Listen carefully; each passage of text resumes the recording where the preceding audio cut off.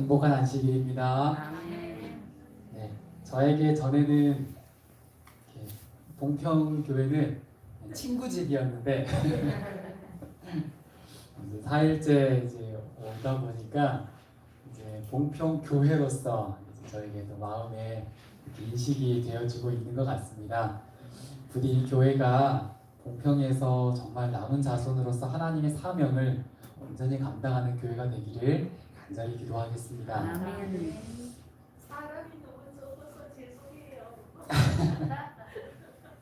사람이 뭐 많고 적은 게 뭐. 우리가 열 목소로 듣겠습니다. 네, 감사합니다. 아니요, 여기 있는 분들만 다 말씀에 구원받고 다 같이 하늘나라에 가면 목사님의 그 언덕이 클 거예요.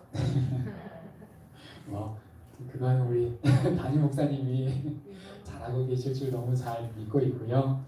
저는 뭐 잠깐 이렇게 말씀을 드리고 가지만 이 기간 동안에 제가 또 이 교회를 위해서 목사님을 위해서 기도하겠습니다. 이 시간에는 에스더 5장 6장의 말씀을 이어서 좀 살펴보도록 하겠습니다. 하나님을 향한 굶주림의 회복, 그리고 하나님의 음성을 듣고 행동하는 신앙의 그 모습에 대해서 이 시간 함께 생각해 보고자 합니다. 믿음은 보통 어려움과 고난 중에 성장한다고 하지요. 정말 그런 것 같습니다. 물론 어떤 사람은 허망하게 그 고난이나 어려움들을 그냥 지나가 버리기도 하지만 준비된 사람들에게 고난과 어려움은 믿음을 성장시킬 수 있는 굉장히 좋은 기회가 되는 것 같습니다. 모르드게와 이 에스더에게는 이들이 당했던 그 고난이 다행히 굉장히 유익한 고난이었음을 증명해 보여주고 있지요. 사장에서 보면 애통해하고 죄를 뒤집어쓰고 금식하는 그런 모르드게의 모습이 나옵니다. 그리고 이때부터 하나님께서 조금씩 이들을 한 발 한 발 인도하기 시작하는 것을 볼 수가 있지요. 저희는 보통 믿음에 대해서 표현을 할 때 참 이 믿음에 대해서는 저희가 이제 이야기하자면 한도 끝도 없는 것 같아요. 성경에서 이 믿음에 대해서 참 다양한 관점에서 다양한 모습으로 설명을 하고 있습니다. 그 중에서 보통 저희가 믿음을 설명할 때 손이라고 비유를 많이 들어서 설명을 합니다. 많이 들으셨지요? 많이 또 설명하시지요? 이렇게 10kg도 겨우 드는 사람에게 20kg의 선물을 주면은 어떻게 될까요? 손을 뻗기는 할 겁니다. 하지만 그걸 감당할 수가 없겠죠. 받아봤자 감당이 안 되는 거지요. 어떻게 해야 될까요? 그러면 옆 사람한테 도와달라고. 그것도 좋은 방법이네요. 그 전에 일단 하나님께서는 저에게 20kg의 선물을 주셨다는 것은 내가 그것을 받을 수 있는 사람이라는 것을 알고 주는 겁니다. 혹 내가 부족하다면 뭐 하라고요? 그만큼을 기를 수 있는 능력까지 내가 주겠다라는 약속이 포함된 선물이라는 것 저희 너무 잘 알고 있습니다. 운동하는 영상을 이렇게 막 열심히 막 이렇게 바벨 들고 운동하는 영상을 이렇게 하루 종일 틀어놓고 보고 있으면 힘이 늘어날까요? 아니요. 저도 우리 목사님이랑 몸이 좀 비슷하죠. 나도 좀 근육 좀 나왔으면 좋겠다 싶어가지고 이렇게 헬스하는 책 두꺼운 거 사가지고 공부하면은 좀 힘이 길러질까요? 아니요. 내가 땀 흘리면서 운동하며 힘을 늘려야 힘이 늘어납니다. 너무 당연한 이치지요. 그리고 내가 끊임없이 조금 더 무거운 것을 들어보아야 합니다. 내가 현재 몇 킬로를 들 수 있는지도 모른 채 그저 하나님께 큰 것만 달라고 요구한다면 안 되겠죠. 지금 페르시아에 있는 유대인들의 모습을 보니까 딱 그러했습니다. 자기들의 지금 힘이 어느 정도인지도 모르고 살아가고 있는 겁니다.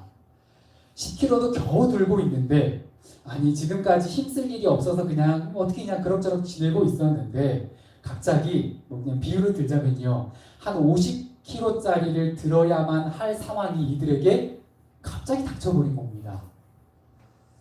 그제서야 이 유대인들이 자신들의 실태를 깨닫습니다. 나 정말 약하구나. 뭐가 없구나? 정말 믿음이 없구나. 쥐꼬리만한 믿음 가지고 태어나게 지금까지 잘도 살고 있었구나. 아마 이런 생각들을 하면서 저렇게 죄를 무릅쓰고 기도를 하지 않았을까 생각이 되어집니다. 그나마 다행인 것은요. 아직 1년여의 시간이 있다라는 겁니다. 아마 하나님께서 이스라엘 백성들의 믿음을 보시고 던져주되 뭐 더 주시는 거예요? 피할 길도 주셨습니다. 바꿔 말하면 믿음의 힘을 기를 그런 기회를 주신 거지요. 보니까 첫째 달 니산월에 시작이 됐고요. 그런데 실제로 이것이 실행되는 것은 약 1년 뒤에 실행될 것이다 라고 반포를 합니다. 그럼에도 현 상황에서 이스라엘 백성들이 할 수 있는 일이라고는 뭐밖에 없어요? 3절 빨간 글씨로 해놨는데요. 유다인이 크게 애통하여 금식하며 울며 부르짖고 굵은 베옷을 입고 제 누운 자가 무수하더라. 당장 이들이 할 수 있는 것이라고는 이것밖에 없었습니다. 물론 인간적인 해결 방안들도 분명 필요하고 할 수 있는 모든 것을 해야 하는 것은 사실입니다. 하지만 그 전에 이들이 해결을 해야 할 것은 하나님 앞에서 지금 자신들의 상황을 온전히 파악하고 감당할 수 있는 믿음을 확고히 하는 것이었습니다. 진짜 말 그대로 힘을 길러야 하는 거지요. 이 부분은 조금 이따 좀 더 자세히 다루기로 하고요. 이 문제를 당장 해결할 수 있는 가장 현실적인 그리고 최선의 인물이 있습니다. 당장 떠오르는 인물은 누굴까요? 에스더밖에 없습니다. 왜냐면은 그나마 가까이 있는 사람이 모르드게였지만 그 모르드게도 겨우 어디에 있어요? 문직입니다. 무슨 힘이 있겠습니까? 그나마 가장 해결할 수 있는 현실적인 가운데 있었던 중심에 있었던 사람이 에스더였지요. 그래서 모르드게가 에스더를 불러서 부탁하고 또 그 앞에 자기 민족을 위하여 간절히 구하라고 말을 합니다. 그렇게 드디어 에스더가 전면에 나설 수밖에 없는 상황이 됩니다. 그런데 그 모르드게의 말을 듣고 에스더의 가장 먼저 보였던 반응, 모습이 무엇이었죠?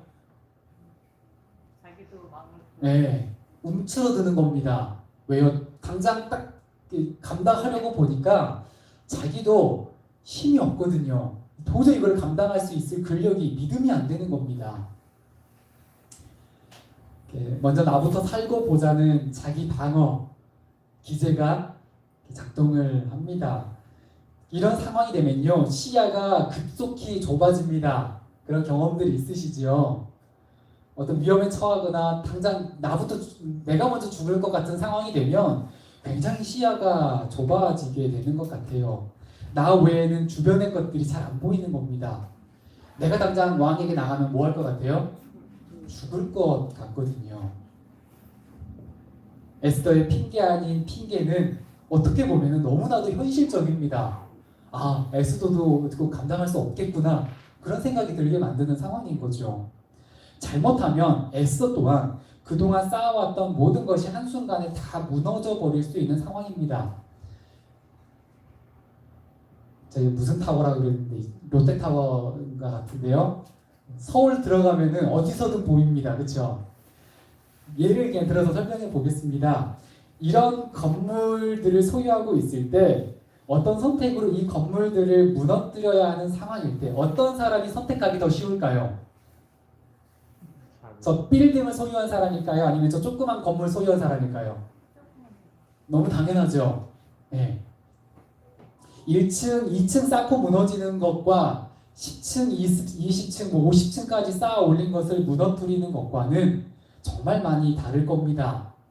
삶이 안정되고 안전할 때 그 어떤 위험도 있지 않을 때에 용기를 발휘하는 것은 쉽습니다.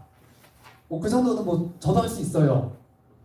그러나 에스더의 경우는 사방에 위험이 도사리고 있는 상황입니다. 왕후라는 거대한 탑이 불안하게 흔들리고 있는 중입니다. 높이 올라갈수록 아찔해지겠지요. 이게 무너지면 그 위험감이 훨씬 클 수밖에 없습니다. 문득 이 에스더의 이 핑계 아닌 핑계를 들으면서 재림을 기다리는 재림 성도들이 어떻게 세상을 살아가야 할지를 한 번 더 생각해 보게 되었습니다. 저희들이 정말로 예수님의 재림을 기다리고 있다면, 그리고 이 세상의 것들은 정말 아무것도 아니고 예수님 재림 때 다 불타버릴 것을 마음에 믿고 있다면 너무 성공에 목매지 말아야 하겠구나라는 생각을 해보게 됩니다. 이 땅에서 많이 싸우면 싸울수록 어쩌면은 마지막 때 선택이 더 힘들어질 수도 있는 겁니다. 누구처럼요? 에스더처럼요. 이에 대해 에스더의 어떻게 보면 당연한 이 반응을 보면서, 하지만 새롭게 눈을 뜨고 영적인 눈을 뜨고 하나님을 바라보고 있던 헌신한 모르드게의 반응은 굉장히 단호합니다. 이때에 내가 만일 잠잠하여 말이 없으면 유다인은 다른 데로 말미암아 노임과 구원을 얻으려니와 너와 내 아버지 집은 멸망하리라. 내가 왕후의 자리를 얻은 것이 이때를 위함이 아닌지 누가 알겠느냐. 너무 유명한 말씀, 저희가 잘 아는 말씀이지요. 물론 그렇다고 해서 에스더가 왕후가 되기로 선택한 것이 잘 됐다라는 것은 아닙니다. 분명 그 당시 에스더의 선택은 성경적이지 못했습니다. 결국 신앙적이지 못한 선택이었습니다. 하지만 하나님에게는 그 과거보다 뭐가 중요해요? 현재가 중요합니다. 지금 내가 어떤 상태냐라는 겁니다. 현재 내가 하나님 편에 있을 때 그런 나를 현재 위치에서 하나님의 뜻에 맞게 사용하시는 것이 하나님의 방법이라는 거지요. 그리고 모르드게는 이 상황에서 그 하나님의 뜻을, 하나님의 섭리를 발견한 겁니다. 내가 왕후의 자리를 얻은 것이 이때를 위함이 아닌지 누가 알겠느냐. 하나님의 섭리를 뭐해라? 발견하라는 겁니다.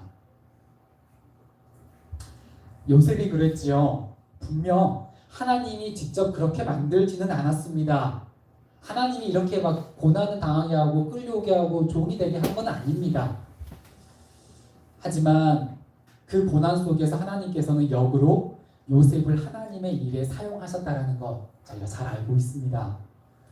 요셉이 고난 속에서도 꿋꿋하게 하나님 편에 서 있었기 때문에 가능했던 것이죠.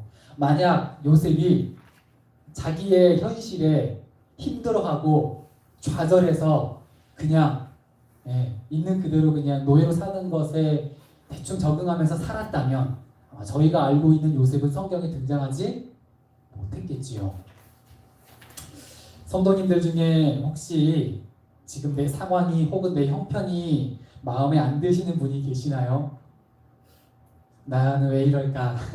내 삶은 왜 이럴까?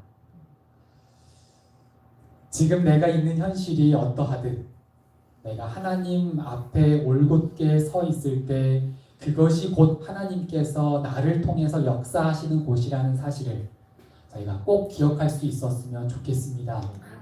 이때를 위함인지 누가 아느냐. 눈을 뜬다면, 그리고 하나님의 음성을 듣는다면 지금 있는 이 자리가 하나님께서 섭리하신 자리임을 깨달을 수 있을 것입니다. 바꿔 말하면 내가 지금 이 자리에서 무엇을 해야 할지를 알 수 있게 된다는 거겠지요. 결정적으로 에스더서의 반전을 이끌었던 중요한 한 단어가 여기서 등장합니다. 뭘까요? 제가 빨간색으로 표시해놨는데요. 금식입니다. 이 금식을 통하여 하나님을 향한 굶주림을 회복하는 거지요. 그런데 이 방법이 세상과 비교해 보면 참 특이합니다. 보통 세상에서 어떤 회사나 어떤 그런 조직에서 문제가 생겼을 때 일반적인 반응은 어떤 반응이죠? 저희가 일반적으로 보게 되는 모습은 저런 모습입니다. 다 모여서 회의를 하는 겁니다. 전략 회의를 해서 이 일을 어떻게 해결하고 어떻게 헤쳐나갈지를 하나하나 이제 이렇게 꼼꼼하게 살펴보는 것이 당연히 우선일 겁니다. 그런데 성경에서는 전혀 다른 방법을 먼저 저희에게 제시합니다. 우리 잠언 16장 7절의 말씀 함께 읽어보도록 하겠습니다. 시작. 사람의 행위가 여호와를 기쁘시게 하면 그 사람의 원수라도 그와 더불어 화목하게 하시느니라. 원수졌어요. 사이가 깨어졌습니다. 그러면은 일반적으로 그 사람과 관계를 회복하기 위해서 이런저런 방법들을 해봐라 라는 조언, 여러 가지 그런 방법들이 있습니다. 세상에 일반 인간관계에 관련된 책을 봐도 참 괜찮은 방법들이 많이 나옵니다. 그런데 성경에서는 딱 한 가지 방법을 저희에게 제시합니다. 그러니까 원수와 화목하게 하는 것과 전혀 상관없어 보이는 방법이죠. 그 방법이 뭐라고요? 여호와를 뭐하게 하면요? 기쁘시게 하면. 여호와를 기쁘시게 하는 방법이 원수와 화목하게 만들 수 있는, 관계를 회복하게 만드는 가장 최선의 방법이라고 성경은 저희에게 교훈하고 있는 겁니다. 에스더는 아마 당장 자신의 측근들을 불러 모아서 이 일을 해결하기 위한 전략 회의를 하고 싶은 아마 그런 마음이 들지 않았었을까 싶습니다. 왕비 정도 되면 자기 이렇게 나름 꽤 권력이 있는 자리고요. 자기 말을 따르는 그리고 머리 좋은 사람들이 주변에 꽤 있었겠죠. 그 사람들을 모아서 이것을 해결하기 위해서 좀 아이디어 내고 또 자기 권력을 이용해서 어떻게 이것을 헤쳐나갈지를 회의하고 있어야 될 것 같아요. 가장 먼저. 그런데 에스더는 가장 먼저 무엇을 선택했다고요? 하나님. 모르드게의 견책을 듣고 그리고 그 음성을 에스더는 하나님의 음성으로 들었습니다. 그리고 가장 먼저 가장 중요한 것처럼 보이는 그 회의는 미뤄두고 뭐하러 갔다고요? 금식하러 갔다고요. 그리고 다른 사람들에게도 금식을 요청하는 것을 성경에서 볼 수가 있습니다. 도대체 금식이 뭐길래 에스더는 금식을 먼저 하러 갔을까요? 하나님께 굶주린 삶이라는 한 책이 있습니다. 참 금식에 대해서 제가 읽어본 책 중에서 제일 잘 이렇게 그래도 풀어놓은 책 중에 하나가 아닌가라는 생각이 들더라고요. 그 내용 중에 이런 내용이 있더라고요. 하나님을 가장 중시하는 마음이 금식을 통해 늘 민감하게 깨어있는 것이다. 금식은 이 문제를 그냥 두지 않고 자꾸 자문하게 한다. 나는 정말 하나님께 굶주려 있는가? 그분을 그리워하고 사모하는가? 아니면 어느새 그분의 선물로 자그만 부스러기로 만족하고 있는가? 에스더에게 금식은 단순히 하나님 저 이렇게까지 하니까 제 기도 좀 들어주세요 하고 떼쓰는 것이 아니었습니다. 보통 저도 그랬던 것 같아요. 과거에 무슨 제가 도저히 해결하기 힘들 것 같은 문제가 생기면 금식을 했습니다. 그런데 가만 들어보니까 그 금식의 이유가 하나님께 이거 당장 좀 해결해달라고 떼쓰는 그런 마음이 많았던 것 같아요. 물론 그런다고 해서 하나님이 이렇게 내치지는 않더라고요. 또 그 수준에서 저를 또 받아주시고 그렇게 기도 응답을 해주시지만 그러나 하나님께서 보시는 진정한 금식의 의미는 그분의 선물을 더 달라고 떼쓰는 것이 아니라 하나님에 대한 내 마음의 그 사랑을 회복시키는 것입니다. 즉 하나님을 내가 지금 기쁘시게 하고 있는지를 진지하게 살펴보는 겁니다. 믿음이란 다른 모든 유혹이 위력을 잃을 정도로 그리스도를 배불리 섭취하는 영적 장치다. 금식하면서 내 믿음을 살펴보는 것, 금식은요, 그렇게 그리스도로 나를 배부르게 만드는 과정이라고 적고 있더라고요. 그래서 금식은 바꿔 말하면 믿음의 금식입니다. 믿음의 기초는 그리스도이지요. 금식은 그 믿음의 기초가 되시는 그리스도를 배불리 섭취함으로 믿음을 더욱 굳건히 하는 핵이다 라는 거지요. 이 금식에 관한 중요한 성경 말씀을 살펴보면 이 에스더의 이 금식을 좀 더 좀 쉽게 이해할 수 있을 것 같습니다. 예수님께서 하신 말씀이지요. 마태복음 9장 14절과 15절 말씀인데요. 바리새인들이 이렇게 예수님과 침례요한 좀 싸우게 만들려고 이제 금식에 대해서 이렇게 좀 뒤에서 좀 건드렸어요. 그러면서 예수님께서 이 금식에 대해서 이야기합니다. 빨간 글씨만 읽겠습니다. 신랑을 빼앗길 날이 이르리니 그때에는 금식할 것이니라. 그 혼인집에 있을 때 신랑과 함께 있을 동안에는 금식할 필요가 있다 없다? 없어요. 신랑과 함께 있으니까요. 먹고 마셔야 되잖아요. 제자들에게 금식이 부재한 것은 그들 가운데 누가 계신다는 거예요? 예수님. 하나님이신 예수님께서 함께 계시기 때문에 뭐 금식을 할 이유가 없는 겁니다. 바꿔 말하면 우리 가운데 내 삶 가운데 하나님이 존재하시지 않을 때 이때 필요한 것이 바로 금식이라는 겁니다. 신랑을 빼앗길 날이 이르리니 혹시 내 삶에 개인적으로 내 마음 가운데 사탄에 의해서 신랑을 빼앗겼다면 예수님이 거하시지 못하고 다른 어떤 부정적인 감정과 다른 생각들이 내 마음을 꽉 사로잡고 있다면 그때는 뭐 해야 되더라고요?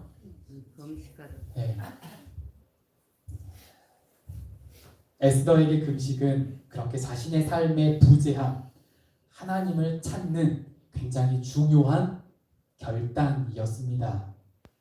세상의 것들로 마음을 채우느라 희미해져 버린 하나님에 대한 갈망을 다시 찾는 것이었지요. 그렇게 금식하고 나서 이렇게 이야기하죠. 죽으면 죽으리다. 왕후라는 거대한 탑이 무너지더라도 하나님을 향한 굶주림을 다시 회복하겠다는 단호한 결심이 섰습니다. 그런데 긴 시간 그 탑의 중심에서 그리고 가장 높은 곳에 살았기 때문에 아마 그 한 번의 결심으로 마음을 쉽게 그렇게 비우지는 못했던 것 같습니다. 그래서 3일 밤낮을 금식합니다. 에스더에게는 자기가 생각해도 당장 이 짧은 시간 가지고는 안 되겠는 거예요. 그리고 이것이 에스더서에서 결정적인 반전을 가져오게 만든 계기가 되었습니다. 아마 에스더 또한 이사야에 있는 이 말씀을 너무나도 잘 알았을 겁니다. 그래서 에스더는 이 이사야의 말씀을 간절히 붙잡고 기도했겠지요. 우리 이사야 58장 6절 에스더가 기도할 때 그렇게 붙잡았던 그 말씀, 그 간절한 마음으로 저희도 한번 좀 읽어보았으면 좋겠습니다. 함께 읽겠습니다. 내가 기뻐하는 금식은 흉악의 결박을 풀어주며 멍에 줄을 끌어주며 압제 당하는 자를 자유하게 하며 모든 멍에를 꺾는 것이 아니겠느냐. 아멘. 네. 정말 이렇게 이루어 달라고 얼마나 간절히 기도했을까요, 에스더가. 성도님들께서는 하나님께 향한 이러한 굶주림이 아직 생생하십니까? 혹시 그러지 못하다고 생각되어질 때 에스더의 이 단호한 결심이 우리의 결심이 되어봤으면 좋겠습니다. 신명기 30장 6절입니다.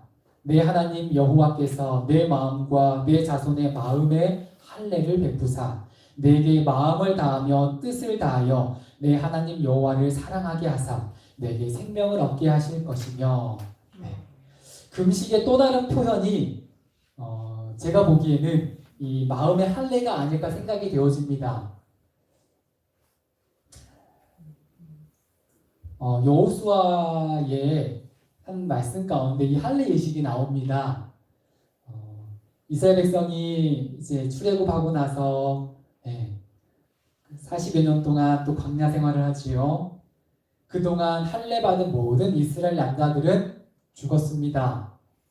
그리고 지금 남아있는 남자들은 모두 할례 받지 못한 사람들입니다. 어떻게 보면 하나님과 관계, 언약이 깨어진 상태로 지금 40년을 보냈다라는 말인 거지요. 그때에 여호와께서 여호수아에게 이르시되 너는 부싯돌로 칼을 만들어 이스라엘 자손들에게 다시 할례를 행하라 라고 말씀합니다.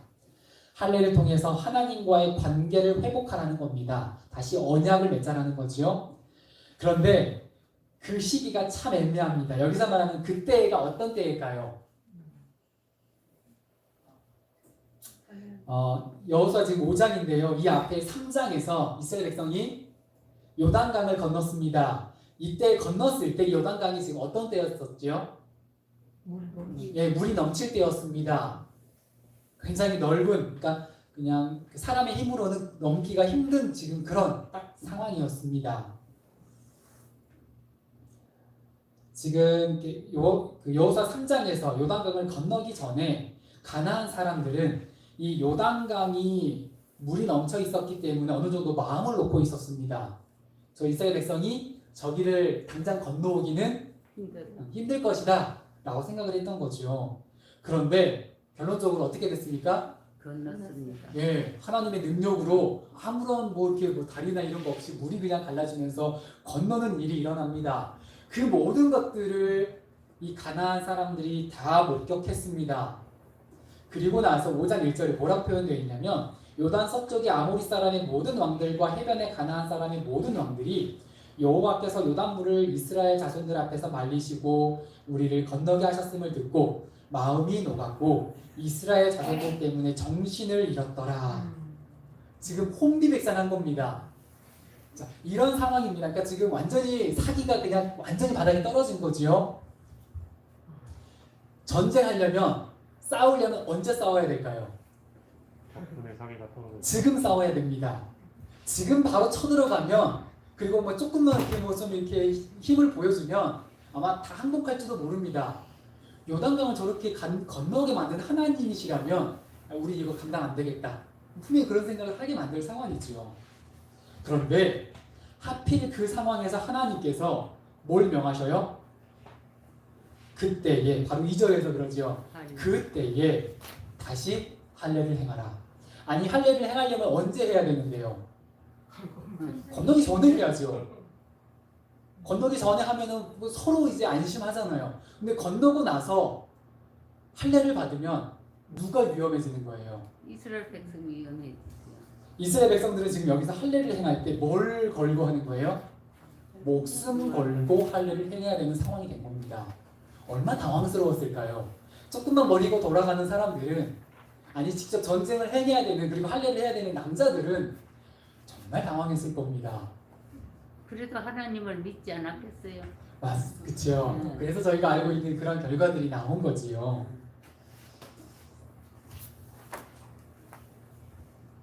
이스라엘 백성들은 철저하게 하나님께 의지해야만 하는 상황에 맞닥뜨린 겁니다.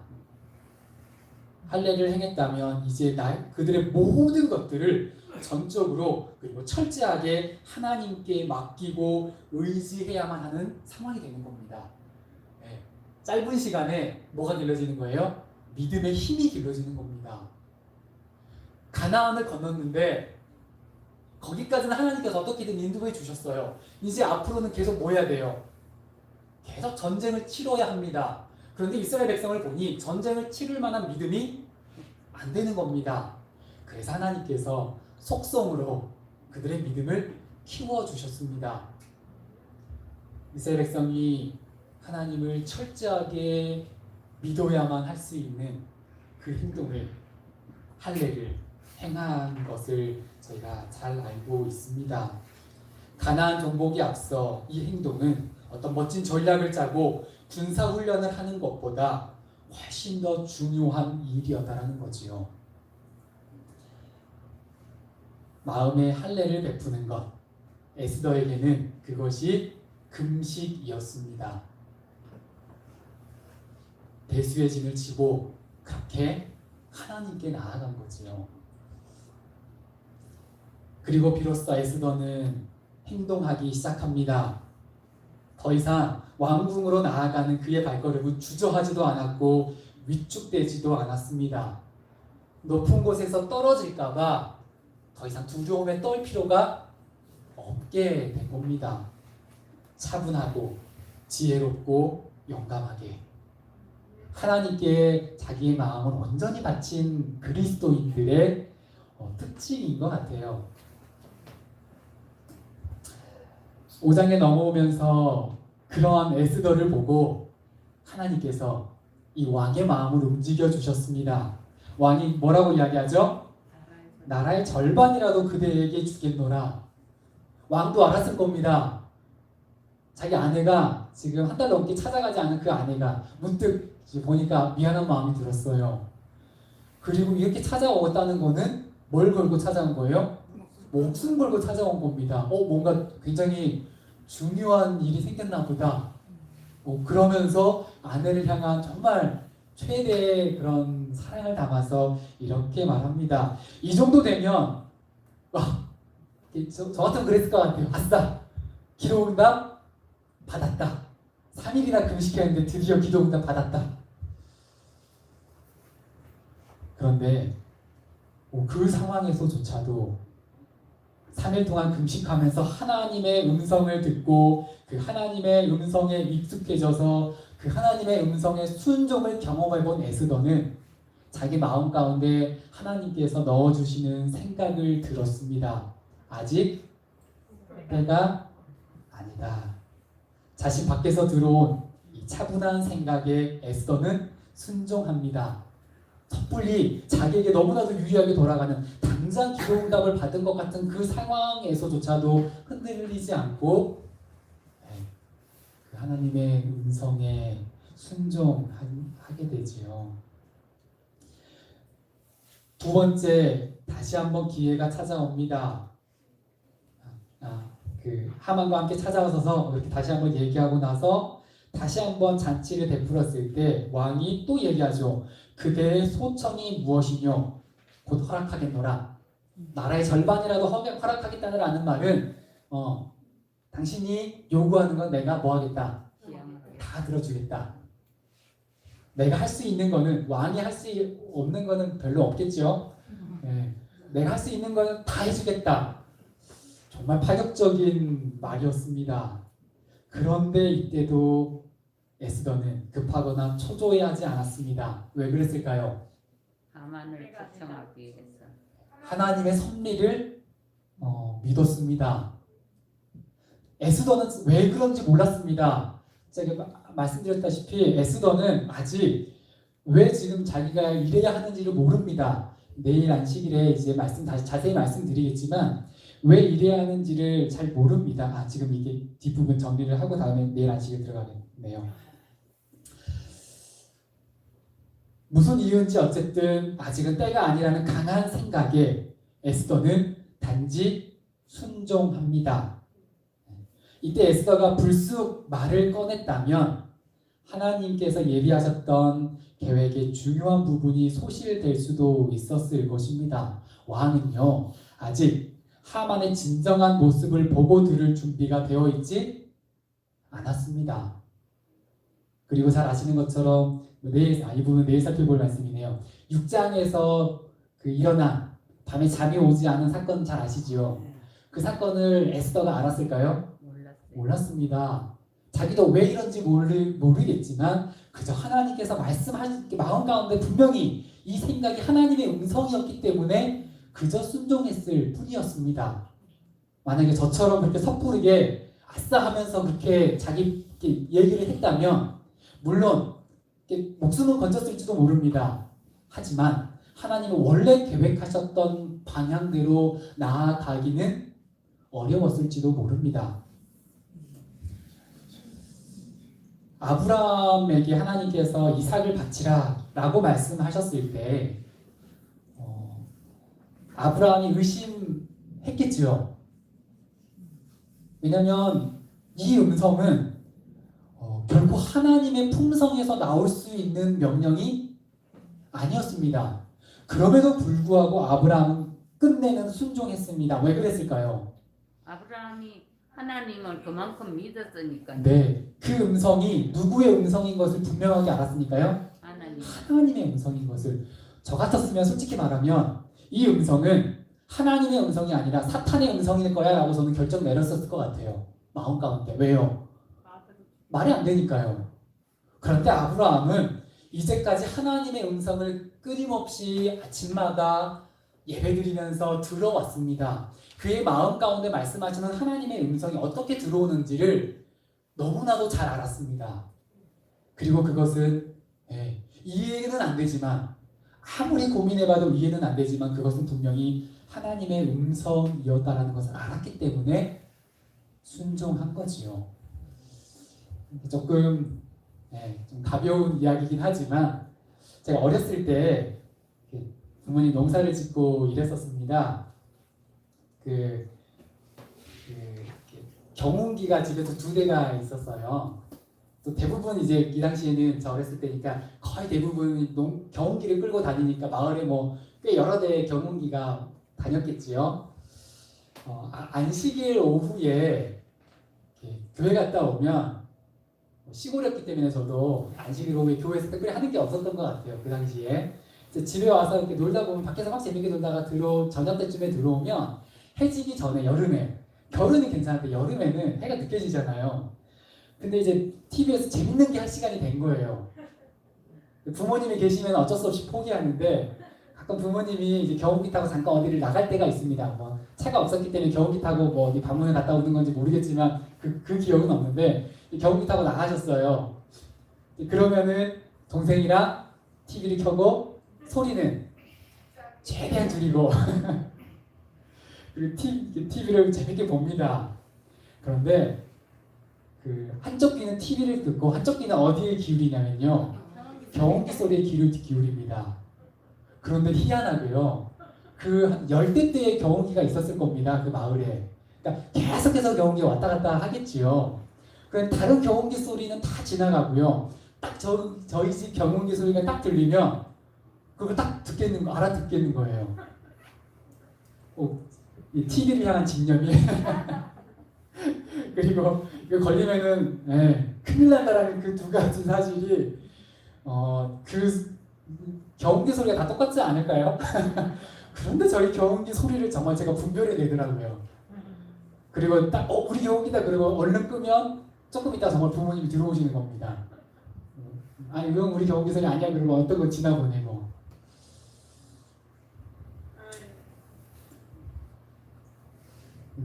네, 뭐 헨리 블랙컵이라는 이런 사람이 이런 말을 했더라고요.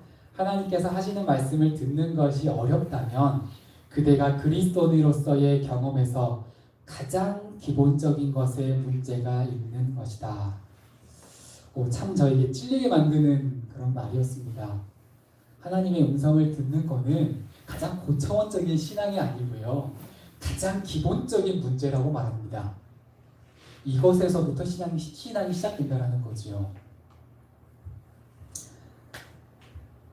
우리는 각기 개인적으로 하나님께서 마음에 말씀하시는 소리를 들어야 한다. 모든 다른 소리가 침묵되고 우리가 조용한 가운데 그분 앞에 기다릴 때 영혼의 침묵이 하나님의 음성을 더욱 분명히 들리게 한다. 경운기 소리도 분별해내는데 그렇죠? 그 많은 경운기 소리 중에서 저희 경운기 소리도 분별해내는데 세상의 소리와 너무나도 다른 사탄의 음성과는 너무나도 분명하게 다를 그 하나님의 음성을 저희가 분별하지 못한다면 그건 뭔가 문제가 있는 거겠지요.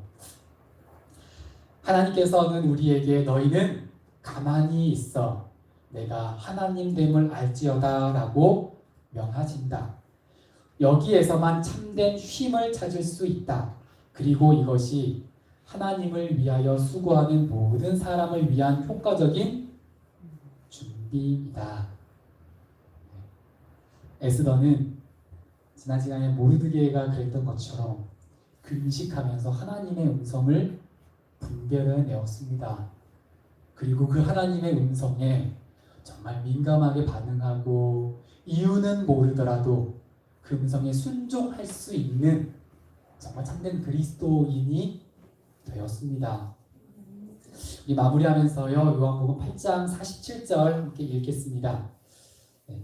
그러고 보니까 제가 시작하면서 오늘 5장 6장 시작한다고 이렇게 잘못 써놓은 것 같아요. 네. 오늘은 4장 5장이었고요. 내일 6장 이후의 말씀을 살펴보겠습니다. 요한복음 8장 47절입니다. 읽겠습니다. 시작. 하나님께 속한 자는 하나님의 말씀을 듣나니 너희가 듣지 아니함은 하나님께 속하지 아니하였음이로다. 이 말씀을 저희가 주의 깊게 마음 가운데 새길 수 있었으면 좋겠습니다. 에스더서에서 하나님의 이름은 한 번도 나오지 않고요. 기도라는 말조차도 나오지 않습니다. 하지만 그 어디보다도 하나님의 음성에 귀 기울이는 모습들이 나옵니다. 그렇게 했기 때문에 하나님의 뜻과 하나님의 섭리가 한 발 한 발 나아갈 수 있음을 저희가 숨지기면서 그렇게 읽을 수가 있는 거지요.